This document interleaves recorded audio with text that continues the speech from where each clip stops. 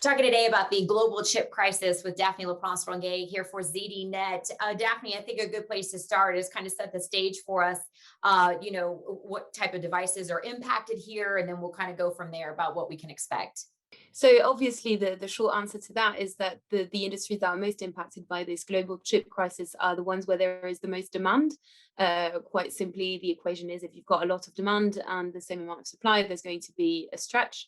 Obviously, the pandemic has a role to play here in that a lot of workers have been sent to work from home in the last year, as we all know. This means that a lot of companies have had to purchase a lot of PCs, a lot of smartphones, and then at the same time, on top of that, people have been in lockdown looking for ways to entertain themselves at home. So gaming has been affected.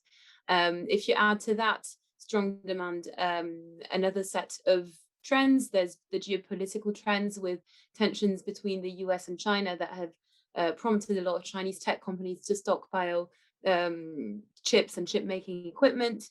Um, the rise in other trends such as cryptocurrency mining, which is also very chip hungry, pun intended, has also led to those shortages that we have witnessed. And what this has meant is that in the past few months, past year, it might have been quite hard for consumers to get their hands on Apple's latest iPhone 12. PC makers have reported record high levels of shipments and sales and demand, but they're really struggling to meet that demand, and they expect that they will be struggling in the next few months still to meet that demand that is still rising. Samsung and Xiaomi have also warned against some shortages in the supply chain. It's been, infamously and notoriously difficult for gamers to get their hands on Sony's latest PS5. So it's very real day-to-day annoyances that are coming from this chip shortage in those industries where there has been a boom in demand. Yeah, certainly something that most everyone will feel in one way or another. And Daphne, the secondary, market or the kind of trickle down effect, again, we'll see in other ways too. Yes, definitely. And that's what economists are increasingly looking at as well, is those secondary markets, as you mentioned, where this overall constraint on chip making might trickle down to and cause problems in supplying or in meeting demand at least.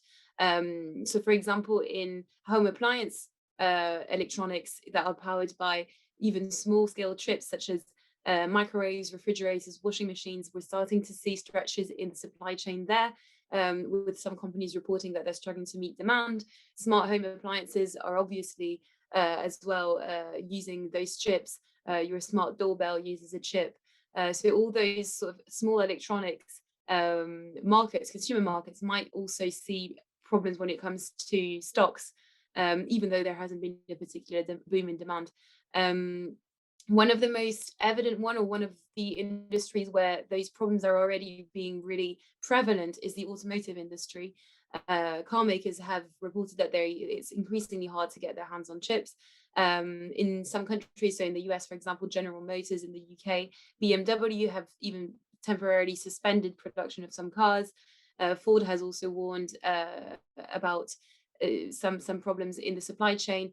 So here again, we've got some very concrete evidence of this overall supply chain being really stretched and trickling down into markets that aren't necessarily directly affected by a boom in demand.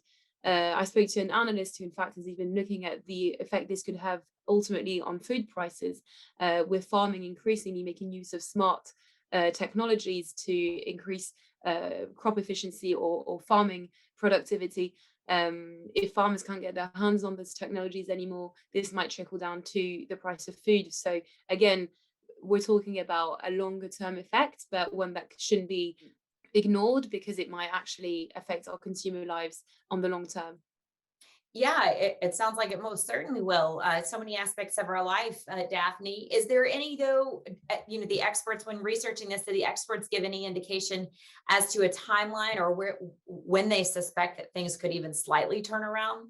So it's obviously very hard to predict. Chip manufacturers are rushing to increase their manufacturing capabilities, but it takes time. It takes at least 2 years to create a new chip making facility from scratch.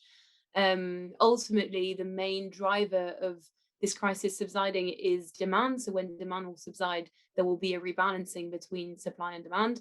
And again, so that's very difficult to predict. When we look, for example, at PCs, experts believe that there will be still a lot of demand in the next year. It's only in 2022 that demand will start reducing a little bit and lead to this rebalancing between supply and demand. But ultimately, those are all predictions and anticipations, and it's just very hard to know when demand will reduce, leading to less strain on the supply chain.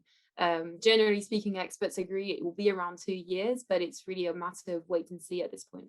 Wow. All right. Certainly something we'll be following up on and writing more about, Daphne. I'm sure about that. Well, the full article, of course, that we hope you will all check out is there on ZDNet.